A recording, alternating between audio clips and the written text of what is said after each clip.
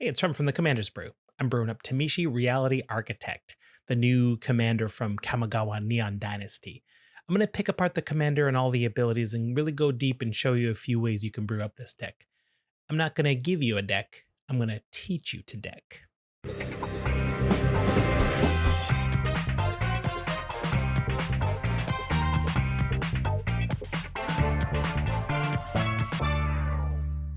Tameshi Reality Architect is a 3-mana commander. The casting cost says it's blue, but there's a white activated ability, which means the identity is Azorius, so we can use white and blue cards in the deck. She is a moonfolk wizard, and also the person that asks District 12 if anyone wants to volunteer as tribute. I think the main ability to focus on with Tameshi is the bringing cards back from the graveyard ability. For X and a white, we can return a land we control to our hand, and then take any artifact or enchantment from the graveyard and put it into the battlefield. We can only do this as a sorcery, but we can do this as many times as we want. The first area I'd like to look at is ramp. Since we're putting lands back in our hand, we're going to need to find ways to get more lands on the battlefield to kind of offset that tempo loss. A card like Wayfarer's Bauble is a classic to get an extra land on the battlefield that doesn't count as our land drop, and we can recur for 1 mana only. Solemn Simulacrum, another great way to get a land onto the battlefield, and plus when it dies, we get to draw a card as well, which is something I like. Dreamscape Artist, I think, is an underlooked blue ramp creature. It's got Harrow on legs, basically. You're going to discard a card and sacrifice a land, but put 2 basics into play. Discarding a card is actually pretty good for this deck as well. Tameshi likes having things in the graveyard that we can return, so I think this is an excellent include. And if we want to use that ability more than once in our turn, we're really going to have to press that advantage, that extra ways to get lands onto the battlefield.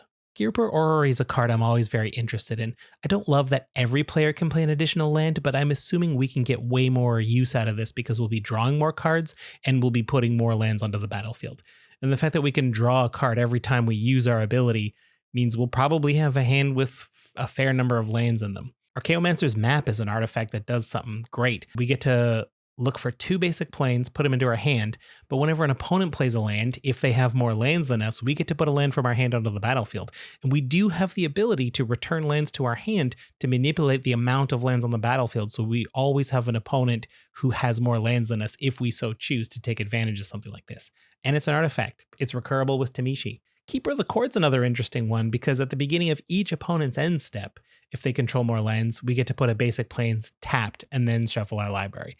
Another way to get more lands onto the battlefield, and as I said before, we can manipulate it so we have fewer lands on the battlefield as our turn ends. A creature like Walking Atlas proves invaluable in a deck like this. For the ability to tap and put a land from our hand onto the battlefield just means we can still get back the lands we put back in our hand.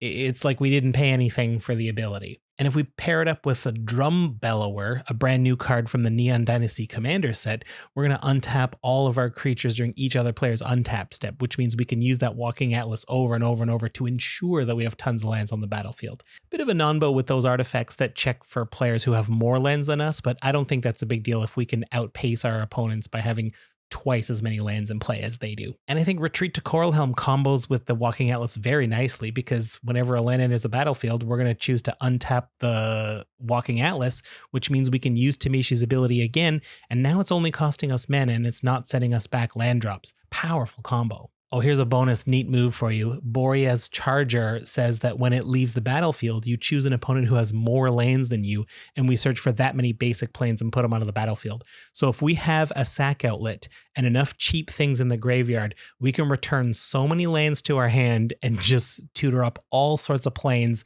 put them into play, and be neutral on how many lands we put back into our hand. I think this is a bold move, but you've got to stack your deck with planes to make it work.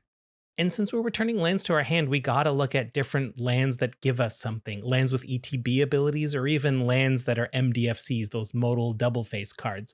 Lands on one side, spells on the other. Yeah, a great MDFC is Sajiri Shelter. Taps for white mana on one side, but if we return it, we have the ability to give a creature protection from the color of our choice until end of turn. I have no objection having a little bit of protection for our commander later in the game once we don't need this specific land because we've got so many. Glasspool Mimic is another interesting card that's a clone on the back, but a land on the front. I like that. And a card like Mystic Sanctuary specifically gets to return an instant or sorcery from our graveyard on top of our library. We can draw that card right away if we use the ability one more time to return Mystic Sanctuary to our hand. Maybe Walking Atlas plays it again and we get to put something else back in on top of our library. This deck isn't chock full of instants and sorceries, but we do have a few key ones to protect our commander or just do a couple of counter spells. I think this is a very powerful land to keep bouncing up and down. Something like Treasure Map is so cool because it's an artifact, so we can get it back with Tameshi if it ends up in the graveyard for any reason. We get to scry, we get to make sure we've got good stuff on top for drawing, and when it turns into a land and makes treasures, we can either use those treasures to draw cards by using the back of the ability, and when we're out of treasures, we can pick back up the treasure cove and recast it as a treasure map and keep looking for more treasure. I think Dora the Explorer would be proud of this deck. And I also want to point out that every time a non-creature permanent goes back to its owner's hand, we get to draw a card.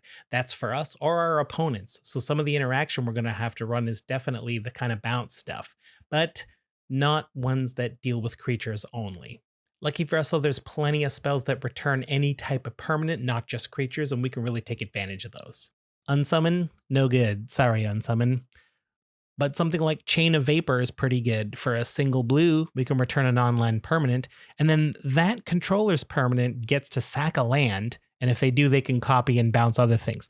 Maybe they're going to want to bounce your Tameshi, maybe they're going to want to return the favor and turn something back on you, but either way, we're going to draw a card from it, and I don't know, Tameshi's only 3, and I can't imagine there's a ton of stuff we have in here that they'd want to bounce that we wouldn't mind replaying.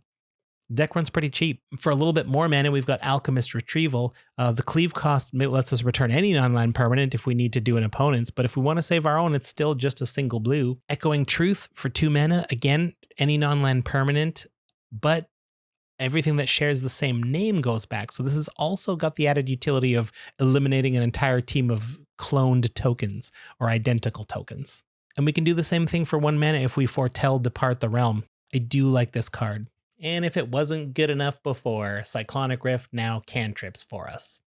Generally speaking, we're going to want to load up the deck with a lot of utility artifacts and enchantments that we can get back from the graveyard after we use them. Soul Snare. For a single white and then another white to activate, we can basically have a threat on the board that ensures no one will attack us with their commanders, unless they've got some sort of hexproof or something like that going on.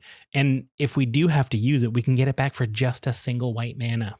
We can find some good removal in artifacts and enchantments. All this enchantment-based removal like Minimus Containment is interesting because we can put it on any non-land permanent, most likely an opposing commander, and it becomes a treasure. So they do get to use it, they get to ramp with it, and that is a bit of a drawback. But by doing so, they have to decide, are they going to use that mana and put it back in the graveyard so that we get to recast it again? Or are they just going to let it sit there forever? In which case, we've got their commander locked down. That's a win-win for us. Seal of Cleansing is a way to destroy an artifact or enchantment that we can keep recurring as long as there's ones we want off the battlefield. And Frogify is in a similar vein. We can lock down a creature and make it just a 1/1 with no abilities and power and toughness of just base 1/1. And our opponents are in the same position. Do I sack this thing to get my creature back or to get this off the battlefield? Do I chump block with this stupid frog and put it back in Tameshi's graveyard? They're in a real tough position with it. There's also lots of ways to draw cards using artifacts and enchantments that we can sacrifice later for different reasons. Brand new card from Neon Dynasty, Mnemonic Sphere. It's an artifact for 2, and we can pay 2 to draw 2 cards, but it also has that nice channel ability for a blue to just discard it and draw a card. I think I'd rather channel it the first time and then have Tameshi bring it back and then just crack it for 2 cards whenever I've got a little bit of mana lying around. Not bad. Ire Ruin Expedition's an enchantment with landfall, and since we're playing extra lands and we've got that built in, we tend to make landfall triggers pretty frequently, and as long as we get 3 counters on it, we can sack it and draw 2 cards, cast it again, and just keep the party rolling. Witching Well is another. It's pricey to activate, but cheap to get on the battlefield for a single mana. We do get that Scry 2 bonus, which isn't nothing. And when we want to, we can pay 4 to draw 2 cards and just keep the loop going. But I have to ask myself, since every time a card's coming back to our hand or our opponent's hand, just using the ability returns a land to our hand, may I remind you. So do we really need the extra card draw? I'm not sure. We might be able to cut these cards and make room for other things. So we've kind of covered the basics, and I'm asking myself, where do we go from here? We've got a lot of options. We could go super heavy artifact and mostly focus on that. We could go super heavy enchantment, mostly focus on the synergies in that world, or a bit of both, or neither. I think a really interesting brew is if we specifically go heavy artifacts. There's a lot of natural recursion, and we can use Tameshi's ability for extra effect. Okay, so any heavy artifact deck is going to want Dispatch. It's basically swords to plowshares, except they don't get anything for it. And it's super cheap. It's in the new Neon Dynasty Commander, which brought the price down to 50 cents. Couple of gumballs. We're probably going to lean on cards like Joyra's Familiar to make historic cards cost one less, which includes all artifacts, of course. Foundry Inspector to make artifacts cost less. Ethereum Sculptor to make artifacts cost less. And I know Tameshi brings things back from the graveyard. We're not casting them, so it doesn't matter that we get a cost reduction that way. But I mean, we're still drawing a ton of cards and they start in our hand. So I'd like to get them out of the battlefield as cheaply as possible. We've also got access to cards like Scrap Trawler. I love this card in an artifact deck because artifacts are going in, coming out of the graveyard, and we just get to keep putting them back in our hand and just kind of recycling them, right? The Scrap Trawler, trawling the graveyard for scrap and making smaller artifacts out of it. Love the flavor. Codex Shredder is a must include. We get to mill ourselves and just keep that graveyard stocked full of artifacts to use later on. And we can pay 5 and sack it to return a card from a graveyard to your hand. Tameshi's real good at this, but Codex Shredder can handle the things Tameshi can't handle. We got a win con built in with Mirrored and Besieged. As the enchantment, we're probably going to pick the Phyrexian side. So at the beginning of our end step, if we have 15 or more artifact cards in the graveyard, target opponent loses the game. Who are we going to choose for this? But I think it's going to be really hard to resist getting a little bit nasty with the deck. You know what I mean?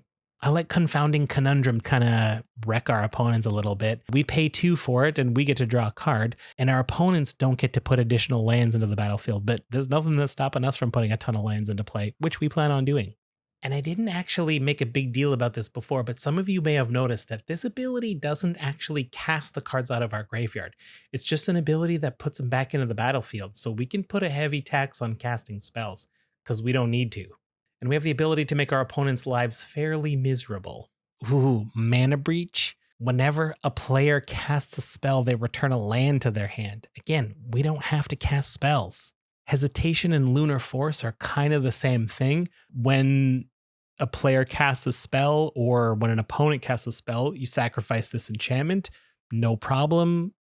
Tameshi gets to bring it back.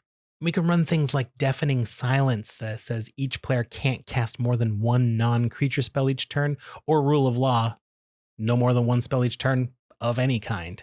Again, we're not casting spells with the ability. Heck, if you want, you can really hold a grudge and go real hard on one specific person specifically, like an archenemy sort of thing. This is the kind of brew you put together, sort of a in case of emergency break glass for those nights where you felt unfairly targeted the whole time and you have the personality type to brew up a deck that just is going to hate out one person specifically. Can't say I recommend that personally, but you know who you are. Curse of Exhaustion. Pick a player. That player can't cast more than one spell each turn. We're making one person's life in particular miserable. Maybe we'll cast Curse of Silence and name their commander, so that costs 2 more. And if they do cast it, we can sack it, draw a card, and then put Curse of Silence back on for their commander again, or another card that we might think that they have. Heck, we can trade it around from opponents. And of course, the meanest thing possible to do once we get to 10 mana is just cast a Mindslaver out of the graveyard, 4 to activate it, and keep doing that every turn cycle so that one player never gets to play their game again. Truly the meanest thing you could do. Okay, this is the meanest thing you can do with the deck, I think. In fact, you probably can't even do this unless you bring it up in the conversation before the game. It's just too rude. So you make sure you have a plains on the battlefield, or any land that taps for white that doesn't come into play tapped. Tap it for white to initiate Tameshi's ability, and then X = 1, bringing back Soul Guide Lantern. I think this is a good card in the deck no matter what you're doing, because it has the ability to draw you a card and keeps recurring itself. So then you replay that land that you put back, the plains or whatever else tapped for white. Use it again to initiate another ability, but this time X equals 4. And that 4 leads to Fall of the Thran. And after everybody's lands have been destroyed, we're going to activate the Soul Guide Lantern to empty everybody else's graveyard. Now, we're going to get 2 lands back for the next 2 turns, plus additional land drops. And if you've got any of those other multiple land drop things going on, that's just bonus. And that's the meanest thing. Well, there you have it. There's the deck. Couple of options for you, and I hope you figured a few things out about Tameshi and whether or not you want to brew the deck. I personally would probably go with the heavy artifact version. That seems fun to me. I'm way bigger fan of doing a lot of stuff ourselves versus preventing the table from doing things. No grudge against that sort of thing. If that's your playstyle, I like it, but I prefer a much more dynamic game where everyone's doing the thing. Anyway, let me know in the comments what kind of brew you would take with Tameshi, and I'll see you next time with another brew. Bye.